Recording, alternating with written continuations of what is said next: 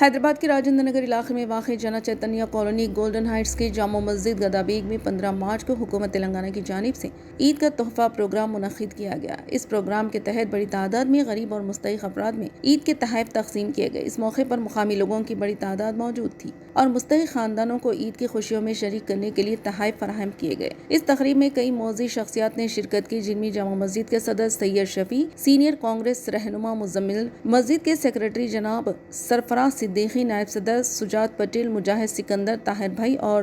معظم تنویر صاحب موجود تھے۔ مقررین نے اس موقع پر حکومت تلنگانہ کی اس فلاحی پہل کو سراہتے ہوئے کہا کہ اس طرح کے پروگرام غریب اور ضرورت مند افراد کے لیے بڑی مدد ثابت ہوتے ہیں۔ اس موقع پر شرکاء نے تلنگانہ کے وزیر اعلیٰ ریونت ریڈی اور مقامی رکن اسمبلی پرکاش گوڑ کا شکریہ ادا کیا، جن کی سرپرستی میں یہ پروگرام منعقد کیا گیا۔ مقررین کا کہنا تھا کہ اس طرح کی فلاحی سرگرمیوں سے معاشرے کے کمزور طبقات کو سہارا ملتا ہے اور انہیں بھی عید کی خوشیوں میں شامل ہونے کا موقع ملتا ہے۔ الحمدللہ آج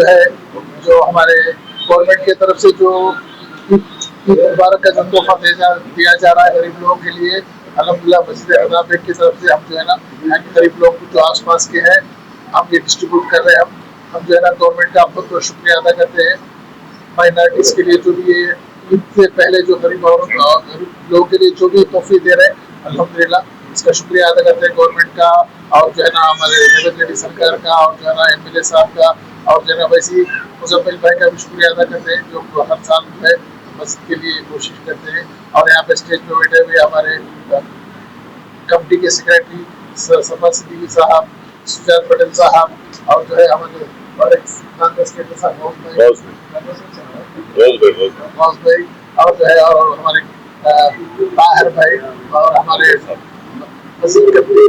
کے موسم صاحب، اور ہمارے بھائی بھی ہے، سب کا شکریہ ادا کرتا ہوں۔